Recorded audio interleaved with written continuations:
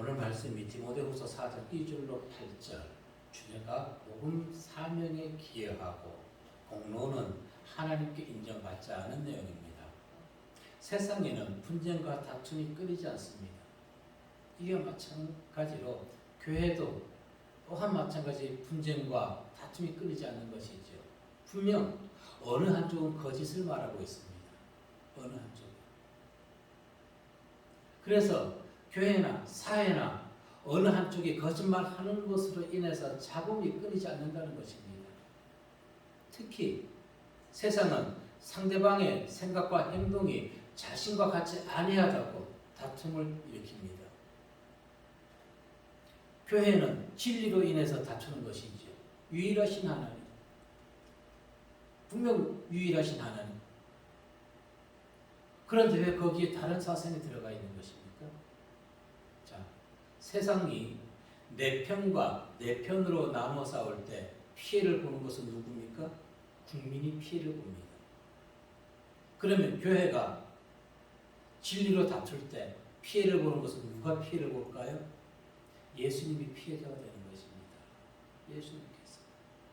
이유는 이 다툼에는 감정과 고집이 동반한다는 것입니다. 특별히 성도들은 내 감정과 내 고집을 내려놓고 하나님의 진리의 말씀에 순종함으로 내가 향하는 모든 곳에서 화평을 이루어가는 성도들이 되어야 할 줄로 믿습니다. 오늘 첫 번째 우리에게 들려주신 말씀은 게을리해서는 안 되는 복음의 사명이란 내용입니다. 사람이 드나드는 문짝을 지탱해 주는 것은 무엇입니까? 문을 지탱해 주는 것? 경첩이지. 문을 지탱해 주는 것은 여닫이 문을 지탱해 주는 것은 경첩인 것입니다. 그래서 경첩이 2개 중에 3개 중에 하나라도 떨어지게 되면 문은 불안정할 수밖에 없는 것입니다. 그리고 결국 이것을 제때 수리하지 아니하게 되면 떨어지게 되는 것이죠. 문짝이 불안정한 상태, 문짝이 떨어지는 상태, 이것을 영어로 unhinged라고 합니다. 즉 흐트러진 상태, 혼란한 상태가 되어서 사람들은 사소한 일에도 흥분하고 감정을 억제하지 못합니다. 그 한 예로 난폭 운전을 하게 되는 것이죠. 오늘날 많은 사람들이 운전하면서도 운전에 대한 예의가 없어요.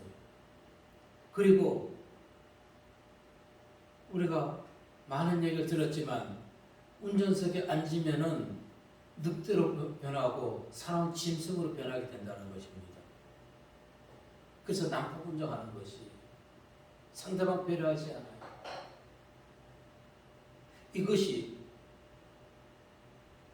더 심해지게 되면은 살인까지도 주저하지 않는다는 것입니다. 오늘날 사람의 감정이 다 그런 건 아니지만 많은 자들이 이와 같은 상태에 무엇인가 불안정한 상태, 문짝의 경첩이 부러진 상태와 같은 상태로 지금 세상이 움직여가고 있다는 것입니다. 이것을 우리는 바로 잡아야 되는 것이 안정된 생활, 균형 있게 하기 위해서 그것을 영어로 세인이라고 합니다. 언힌지대 반대어가 세인이죠. 흐트러진 상태, 불안정한 상태를 안전한 상태로 만드는 것. 어디서 찾을 수 있을까요? 무엇을 통해서 우리가 안정된 마음을 가질 수 있을까요? 복음의 말씀뿐이라는 것입니다. 세상 그 어떠한 학식과 세상 그 어떤 명예를 가지고 있다 할지라도 흐트러진 상태의 마음가짐은 하나님의 복음의 말씀으로 평안하게 유지할 수 있다는 것. 오늘 본문 2절 말씀에 보면 이렇게 얘기합니다. 시작. 너는 말씀을 전파하라. 때를 얻든지 못 얻든지 항상 힘쓰라. 범사의 오래 참음과 가르침으로 경책하며 경계하며 원하라. 아멘. 너는 말씀을 전파하라 얘기했습니다. 전파하라는 것은 단순하게 전파하는 것 얘기하는 것이 아니라 이것은 선포를 하라는 강력한 메시지인 것입니다. 그런데 자, 예를 든다면 우리나라가 독립을 요구하면서 결의문을 낭독할 때 선포한 것이 아니죠. 전파한 것이 아닙니다. 선포한 것입니다. 강력한 의지를 담아서. 그러나 복음의 말씀은 나의 생각을 강력하게 전하는 것이 아니라 성령의 능력으로만 행해야 되는 것입니다. 고린도전서 2장 4절 말씀에 보면은 시작. 내 말과 내 전도함이 설득력 있는 지혜의 말로 하지 아니하고 다만 성령의 나타나심과 능력으로 하여. 아멘. 바울이 디모데에게 이와 같은 복음의 말씀을 더 강력하게 선포하라고 한 것은 무슨 이유인 것일까요? 당시 시대적 상황을 알아야 되는 것입니다. 에베소에는 초대교회 당시 로마 황제의 숭배 사상을 강요했던 것입니다. 그리고 그리스도인들을 박해했습니다. 또한 자신들의 경제적 이득과 명예를 얻기 위해서 에베소 교회에 혼란을 야기시켰던 것입니다. 이처럼 겉과 속이 다른 거짓 선지자들이 바울이 전한 복음을 어떻게 했다고요? 흐트려 버렸다는 것입니다. 오늘은 이와 같은 일이 이 대한민국 기독교에서 그대로 일어나고 있는 것이며 이것은 대한민국에서만 일어나는 것이 아니라 전 세계적으로 기독교 말살 정책들을 펴고 있다는 것을 우리는 다시 각성을 하고 히브리인들이 섬기던 유일하신 하나님 그 예수님만을 우리는 믿어야 되는 것입니다. 아멘. 그들은 로마에서 파견한 자들 율법으로 에베소 교인들을 억압하려고 했던 것입니다. 그리고 복음을 방해했던 것이죠. 또한 그들은 자유와 방종을 혼돈했던 것입니다. 자유와 방종은 다른 것입니다. 그래서 그들은 기독교를 부도덕한 것으로 착각했던 거 오해했던 것이죠. 양의 가죽을 쓴 이리와 늑대들이 우글우글거렸던 것입니다. 무엇보다도 니골로당들이 백성들을 장악하고 있었던 것입니다. 니골로당이란 무엇입니까? 니골로당, 백성을 점령한 자들. 백성을 점령한 자들. 이와 같은 사상이 에베소교에 침투해 있었기 때문에 바울은 디모데에게 더 강하게 하나님의 복음 말씀을 선포하라고 얘기하는 것입니다. 오늘날 이 영지주의자 사상들이 한국교회에 지금 만연하게 퍼져 있는 것이지. 그것이 바로 무엇을 얘기하는 것입니까? 다른 곳에도 구원이, 다른 종교에도 구원이 있고 그러니 다른 종교와도 하나 되자고 얘기하는 자들. 바로 바울 당시의 영지주의자들인 것입니다. 그런데 우리는 에베소 교회가 하나님께 요한계시록에서 보게 되면은 하나님께 책망받기 이전에 칭찬받았다는 것을 알아야 되는 것입니다. 우리 한국교회가 우리 개인적 성도들이 하나님께 칭찬받는 것으로 되돌아가야만 되는 것입니다. 아멘. 요한계시록 2장 2절로 7절의 말씀을 보게 되면은 시작. 내가 내 행위와 수고와 내 인내를 알고 또 악한 자들을 용납하지 아니한 것과 자칭 사도라되 아닌 자들을 시험하여 그의 거짓된 것을 내가 드러낸 것과 또 내가 참고 내 이름을 위하여 견디고 게으르지 아니한 것을 아노라.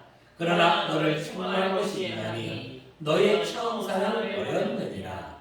그러므로 어디서 떨어졌는지를 생각하고 회개하여 처음 행위를 가지자. 만일 그리하지 아니하고 회개하지 아니하면 내가 내게 가서 내 촛대를 그 자리에서 옮기리라. 오직 내게 이것이 있으니 내가 니골라당의 행위를 미워하는도다. 나도 이것을 미워하노라. 귀 있는 자는 성령이 그에게 하시는 말씀을 들을지어다.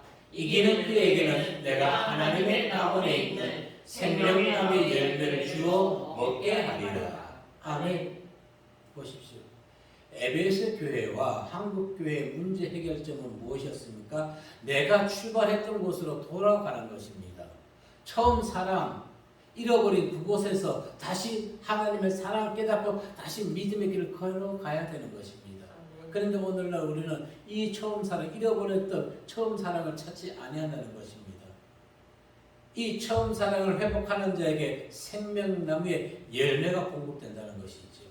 아멘. 아멘.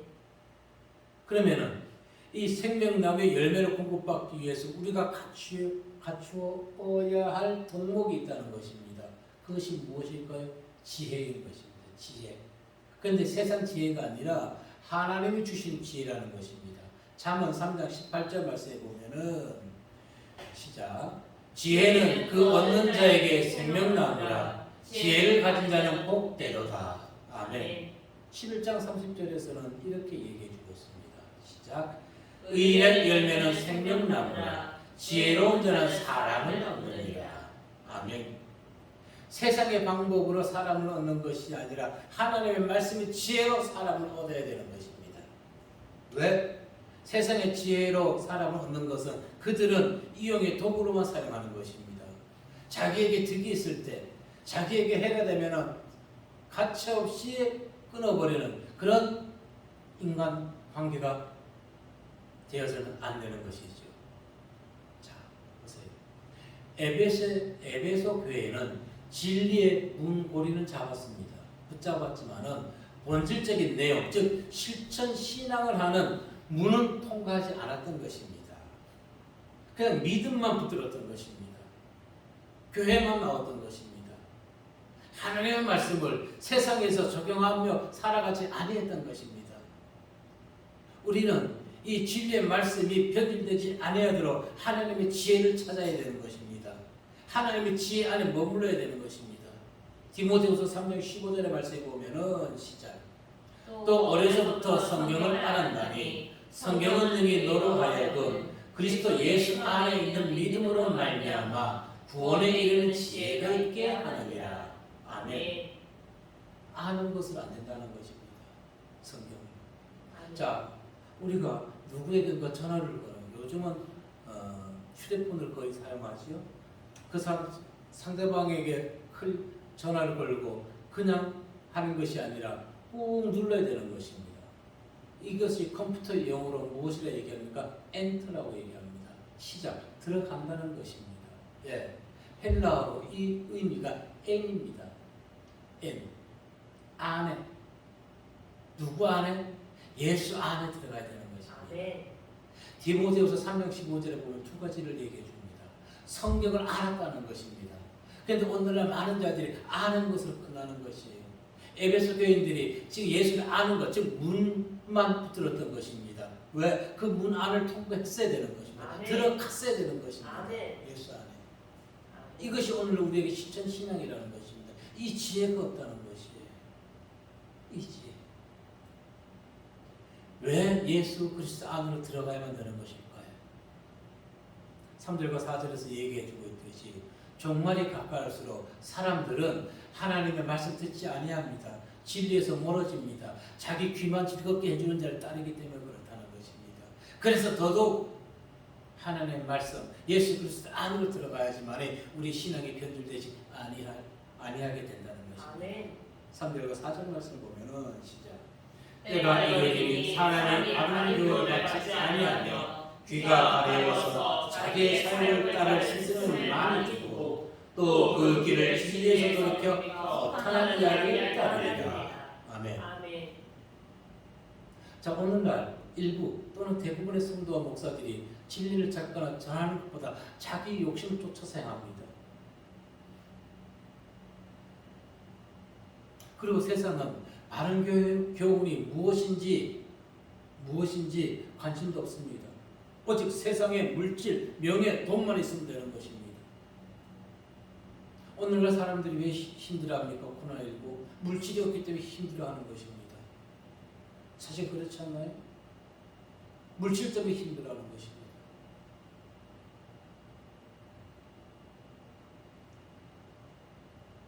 그런데 성도들이 어떻습니까? 허탄한데 귀를 기울이고 있다는 것입니다. 그것이 진리이면. 그러니 과거에도 얘기했지만 어느 개그맨이 목사가 되어가지고는 이제는 교회도 설교해도 웃겨야 된다. 웃기는 목사, 개그하는 목사가 돼야 된다고 이 기독교계를 흐트러 놓았던데 지금까지 그것이 그대로 이어지고 있다는 것입니다. 자기 귀를 귀가 가려워서 자기의 사욕을 따르는 스승을 많이 둔다는 것은 무슨 얘기입니까? 자기가 듣기 좋은 얘기만 듣겠다는 것입니다. 즉 책망하는 하나님의 말씀을 듣지 아니하겠다는 것입니다. 집사님, 성도님 이거 잘못했습니다. 듣기 싫다는 것입니다. 잘못했는데도 잘합니다. 칭찬받기를 좋아한다는 것입니다. 그렇게 칭찬하는 교회에 그런 목사를 따른다는 것입니다. 그리고 오늘날 목자들은 거기에 발맞추어 가고 있는 것이죠. 분명히 잘못하고 있는데도 잘못을 지적하지 못하고 잘합니다. 잘한 것이 아니에요. 그것은 영혼을 죽이는 것이고 그 영혼을 지옥불에 집어 던지는 것과 똑같은 악한 사단의 하수인이 되어버리는 것입니다. 그들이 바울이 얘기하는 영지주의자들이라는 것입니다. 복음 선포는 어떤 복음 선포할 때는 기회가 좋을 때, 기회가 나쁠 때, 맑은 날과 또 그렇지 않은 날이 없는 것입니다. 무조건 복음은 때를 가리지 않고 복음은 전파하면 되는 것입니다. 그런데 오늘날 많은 자들이 복음을 전할 기회를 보고 있는 것이죠. 기회는 없는 것입니다. 우리는 시대의 흐름에 함몰되어서는 안 되는 것입니다. 오히려 더욱더 강하게 복음의 말씀을 선포, 전파해야 되는 것입니다. 사도행전 5장 42절 말씀에 보면은 시작. 그들이 날마다 성전에 있든지 집에 있든지 예수는 그리스도라고 가르치기와 전도하기를 그치지 아니하냐. 아멘. 내가 생활하는 모든 곳에서 복음의 말씀에 전파하는 것을 게을리해서는 안 된다는 것입니다. 코로나19로 인해서 사람들이 교회 다니는 것도 말을 못한다고 했습니다. 왜 못해요? 그것이 자기 신앙인 것이에요. 세상이 아무리 그렇게 한다 할지라도 강하게 떳떳하게 왜 얘기 못하는 것입니까? 세상은 당연한 것이에요. 보세요. 교회가 확진자가 많이 나는 거 폐쇄시킨다고 얘기하면서도 그럼 가락동 시장이나 이런 데서 지금 계속 나오고 있는데 왜 거기는 폐쇄 조치 안 합니까? 서민들이 먹고 살아야 되기 때문에요. 주의 백성들은 하나님의 말씀으로도 영원히 먹고 살아야 되는 것입니다. 그런데 왜 그곳에서는 그들에게는 구상권을 청구한다 얘기는 안 하고 교회가 구상권을 청구한다 얘기합니까? 무엇인가 잘못되어 있단 말입니다. 그것에 대해서 얘기하는 사람들이, 방송인들이 한 사람도 없다는 것이에요. 그만큼 지금 세상은 진리의 말씀에 귀를 기울이지 아니한다는 것입니다. 끝까지 성도는 진리의 말씀 안에서 예수 그리스도 안에서 복음의 사명을 전파하는 것에 게을리하지 아니하시기를 바라겠습니다. 두 번째 우리에게 주신 말씀이 보배로운 피를 선용해야 한다는 것입니다. 오늘 주제가 무엇입니까? 복음 사명에 기여하고 공로는 하나님께 인정받자는 내용입니다. 지난 8월 25일, 26일 양일간에 걸쳐서 정부는 아프간인 391명을 입국시켰습니다. 국내에. 자, 그런데 그들은 난민이라 칭하지 아니하고 기여자, 공로자라고 칭했습니다. 참 이상하게 기존에 없던 신조어를 이 정부는 참 잘 만들어냅니다. 기여자, 공로자. 그럼 대한민국에 와서 외국인들이 대한민국에서 근로하는 모두 그들은 기여자고 공로자가 아닌가요? NGO로 활동했던 사람들 이번에 지금 그 속에 포함되지 못하고 많은 자들이 들어오지 못했습니다. 1년, 2년 NGO로 활동했던 자들. 그들은 기여자, 공로자가 아닌가요? 왜 그들은 데려오지 않았나요? 그러면서 기여자, 공로자 이상한 말을 만들어냈어요. 합리화시켰단 말이에요. 합리화시켰다는 것입니다. 자국민들은 경제적으로 어렵고 힘들어하고 있는데도 아직도 작년에 있었던 그 연평도 근처에서 해경이 북한에 끌려가 분명히 죽었는데도 사살되었는데도 아직도 실종 처리 신고, 실종 처리만 하고 있다는 것입니다. 내 국민의 안전을 신경 쓰지 않으면서. 그런데 그것을 얘기하고자 하는 것이 아닙니다. 정부가 이상한 말을 만들어냈죠. 기여자, 공로자, 난민을 가지고. 그래서 기여자, 공로자라는 것을 생각했습니다. 과연 우리는 지금 하나님 나라에서 성도로서 내가 얼마나 복음사에게 기여하고 하나님께 그 공로를 과연 인정받을 수 있을까 생각해 보았던 것입니다. 기여자란 도움이 되도록 이바지했다는 것입니다.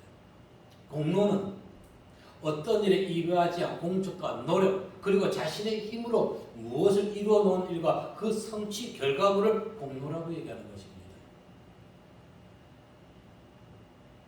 히브리서 기자는 10장 19절에서 이렇게 얘기합니다. 우리가 예수의 피를 힘입어 성소에 들어갈 담력을 얻었다라고 얘기합니다. 누구의 피로? 예수의 피로. 자, 죄인이 구원을 얻을 수 있는 비결은 오직 주 예수 그리스도의 보혈의 공로뿐이라는 것입니다. 아멘. 주님의 공로로 인해서. 아멘. 주님이 십자가에서 돌아가셨기 때문에. 아멘. 베드로전서 1장 18절 19절 말씀에 보면은 시작. 너희가 알거니와 너희 조상이 물려준 헛된 행실에서 대속함을 받은 것은 은이나 금같이 없어질 것으로 된 것이 아니요 오직 그 먹고 젖없는 어린 양 같은 그리스도의 보배로운 피로 된 것입니다. 아멘. 공로 일을 마치거나 목적을 이루는 데 들인 노력과 수고의 결과라고 했습니다. 자, 주님께서 십자가상에서 가장 마지막으로 한 말씀이 무엇입니까? 다 이루었다. 요한복음 19장 30절에 보니까 예수께서 신 포도주를 받으신 후에 이르시되 다 이루었다 하시고 머리를 숙이니 영원히 떠나가십니다. 그런데 예수님께서 다 이루었다 말씀만 하시고 여기서 끝이 났다면 우리는 구원받을 수가 없습니다. 왜? 거기에는 우리를 구원받기 전에 로마 군병이 있었던 것입니다. 34절에 가서 내용을 읽어보면 시작. 그중 한 군인이 창으로 옆구리를 찌르니 곧 피와 물이 나오더라. 아멘. 바로 말로만 다 이루었다 하고 끝냈으면 우리는 구원받지 못하지만은 그 이후에 예수님께서 피와 물을 다 쏟아 주셨기 때문에 우리가 구원함을 얻을 수 있었던 것입니다. 아멘. 이것이 예수 그리스도의 보혈의 공로라는 것입니다. 아멘. 이것이 이 피를 흘려 주셨기 때문에. 아멘. 피 구약에서는 피는 신성한 것이어서 동물의 피도 먹지 못하게 되어 있었습니다. 그러나 희생 제사에는 반드시 동물의 피가 수반되어야만 했던 것이지요. 레위기 17장 11절에 육체의 생명은 피에 있습니다. 내가 이 피를 너희에게 주어 제단에 뿌려 너희의 생명을 위하여 속죄하게 하였나니 생명이 피에 있으므로 피가 죄를 속지 않느니라. 이와 같이 예수님이 피 흘려 주셨기 때문에 우리가 죄사함 구원함을 받을 수 있었던 것입니다. 아멘. 그냥 다 이루었다 이렇게만 끝이 났다면 우리는 영원히 하나님과는 가까이 해야 가까이 할 수 없는 상태가 돼서 진노의 심판의 자리에 머물게 된다는 것입니다. 신약에서는 이 피는 무엇입니까? 새 언약의 보증이라고 얘기했습니다. 로마서 3장 25절 말씀해 보니까 시작. 이 예수를 하나님이 그의 피로써 믿음으로 말미암은 화목제물로 세우셨으니 이는 하나님께서 길이 참으시는 중에 전에 지은 죄를 간과하심으로 자기의 의로우심을 나타내려 하시니. 아멘. 인류의 죄를 담당하신 그리스도의 보배로운 피, 더러운 옷을 희게 하는 유일한 능력의 피, 그리고 하나님과 올바른 관계를 형성케 해주는 평화의 피.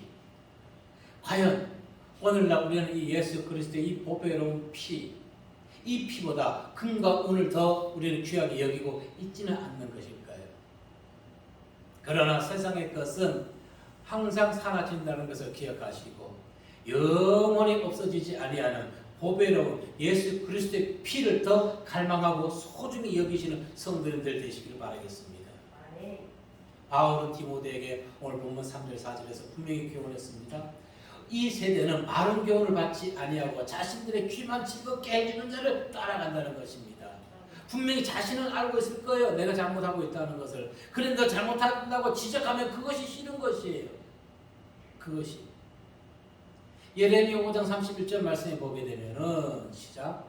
선지자들은 거짓을 예언하며 제사장들은 자기 권력으로 다스리며 내 백성은 그것을 적게 여기니 마지막에는 너희가 어찌하려느냐? 아멘. 심판을 받는 것뿐이라는 것입니다. 심판. 자, 시대를 막론하고 구약이나 신약을 언제 어디서나 거짓 선지자가 나타났던 것입니다. 오늘날 마지막 때에는 거짓 선지자가 도처에 헷갈려 있는 것입니다. 네. 즉 자신의 귀만 즐겁게 해주는 자 아니요. 자녀를 키워본 부모는 알잖아요. 무조건 잘한다고 칭찬만 하는 부모는 없습니다. 때로는 잘못된 부모를 잘못됐다고 얘기하면서 그리고 나서 용기를 주는 부모, 이 부모가 지혜로운 부모인 것이죠. 근데 과거에 우리 부모는 무조건 뻥만 질렀습니다. 칭찬이 없었어요. 칭찬이 없었어요. 그러나 지금은 잘못된 건 분명히 잘못됐다고 얘기해주고 또 용기를 주고 용기를 잃지 아니하도록. 그런데 저는 아침에 이렇게 일어나서 잠시 생각하기를, 하나님, 이 시대의 부모님들이 60년대의 부모님의 마음을 갖게 해주십시오라고 기도했습니다. 60년대 부모는 자식 위해서 오직 희생했던 것입니다. 그런데 오늘날 부모는 물론 일부에 한해서 많은 사람들이 자식 위해서 희생하지만은 그 희생보다는 이제 내 삶도 찾아야 된다는 것입니다. 내 삶. 사회를 보십시오. 얼마나 혼탁스럽고 이것이 인간이 사람이 사는 사회가 아닌 것입니다. 왜 그럴까요?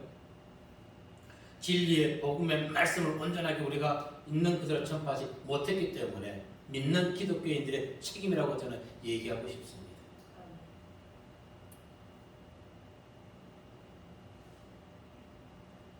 우리는 믿음의 반석 위에서 성을 건축해 가야 되는 것입니다. 믿음을 모래 위에서 건축해서는 안 되는 것입니다.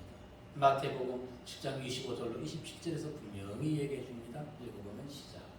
비가 내리고 창수가 나고 바람이 불어 그 집에 부딪히게 무너지지 아니하나니 이는 주취를 반석 위에 놓은 까닭이요 나의 이 말을 듣고 행하지 아니하는 자는 그 집을 모래 위에 지은 어리석은 사람 같으니라. 비가 내리고 창수가 나고 바람이 불어 그 집에 부딪히매 무너져 그 무너진 집이니라. 아멘. 말씀의 반석 위에서 믿음 생활하는 자는 지금처럼 힘들고 어려워도 꿋꿋하게 견뎌낼 수 있는 것이지만 모래 위에다가 신앙의 집을 쌓아가는 자들은 조금만 힘들면 쓸려 나가 버린다는 것입니다. 모래성을 쌓아서는 안 되는 것입니다. 모래성은 쌓기도 쉽습니다. 그러나 쉽게 무너집니다. 쉽게 무너져요. 성도의 길을 즐겁게 해주던 자들은 조금 전에 얘기했듯이 시대를 막론하고 있다는 것입니다. 먼저 4절 말씀을 먼저 보면 시작. 또 그 길을 진리에서 돌이켜 허탄한 이야기를 따르리라. 아멘. 우리가 복음 전파하는 목적은 이것인 것입니다. 진리의 길에서 벗어난 자들, 제자리로 돌아오게 하는 것입니다. 물론 거기에는 복음 전파의 목적은 불신자도 있겠지만은 허탄한 이야기를 따르는 자들을 바른 진리의 말씀으로 돌아오게 하기 위해서 복음을 강력하게 뭐해야 된다? 선포해야 되는 것입니다. 그런데 이 사역이 결코 쉽지 않은 사역이라는 것입니다. 5절 말씀해 볼게요. 시작. 그러나 너는 모든 일에 신중하여 고난을 받으며 전도자의 일을 하며 내 직무를 다하라. 아멘. 이것이 힘든 것이에요. 온전한 하나님의 말씀을 전하는 데는 고난이 따른다는 것입니다. 고난. 질책, 잘못했습니다. 얘기하는 데는 고난이 있다는 것입니다. 그런데 고난은 말세에 성도가 갖추어야 할, 그리고 전도자가 갖추어야 할 덕목 중에 하나라는 것입니다. 그것이 고난인 것입니다.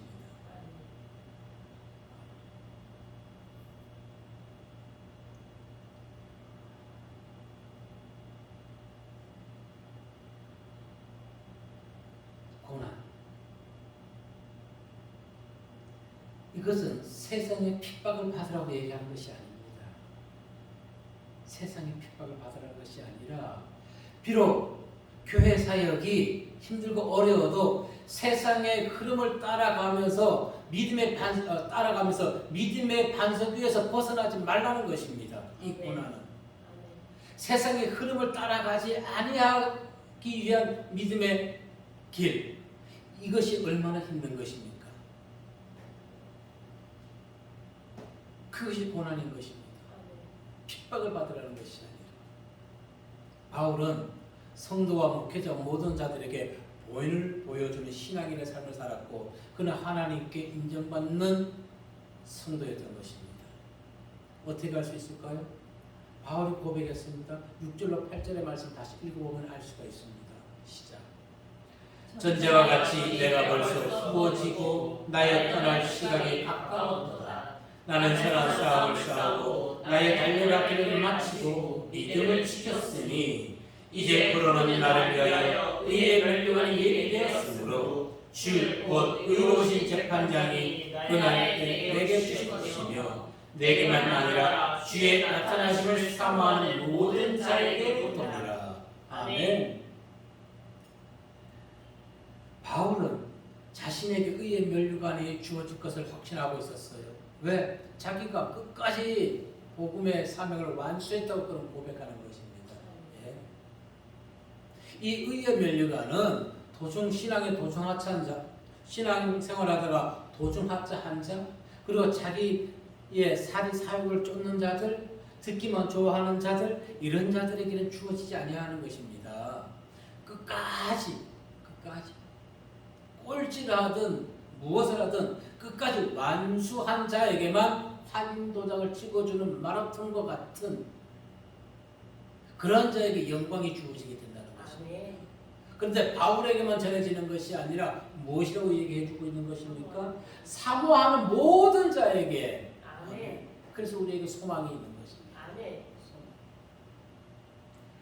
바울과 같이 각종 이단 사상에 맞서고 오직 예수님만이 우리의 구원자라는 것을 강력하게 주장한 성도와 믿음 지킨 자에게 그에게 무엇이 주어진다? 영광의 멸류관, 의의 멸류관이 주어지게 된다는 것입니다. 바울이 에베소 교회에 사역하는 디모데에게 이와 같이 얘기한 것, 오늘 우리에게도 교훈해주고 있는 내용인 것입니다. 어떻게 할 수 있을까요? 분명히 바울은 우리에게도 이 명령을, 교훈을 해주었던 것입니다. 그날에 내게 주실 것이며 내게만 아니라 주에 나타나실 사모하는 모든 자에게 돕니다. 이것이 바로 우리에게 얘기해 주는 것입니다. 지금 세상은 교회가 코로나19 기간인데도 예배드리는 것을 보고 왜 그러냐고 이상하게 생각할 수도 있습니다. 그것은 방송국에서 이미 기독교 교회가 잘못됐다고 엄청나게 지금 방송을 해댄 결과인 것입니다. 이번에 충남 아산에서 교회에서 80명, 103명 막 늘었어요. 한 사람이 감염되어가지고. 방송에서 신이 났어요. 제가 보기엔 그렇습니다. 그렇다 할지라도 믿음의 길에서 벗어나지 마시고 꿋꿋하게 믿음의 반석 위에서 복음의 말씀을 더욱더 선포하시는 성도님들 되시고 복음 사역에 온전히 기여하시고 하나님께 그 공로를 인정받으시는 성도님들 되시기를 주의 이름으로 축복합니다.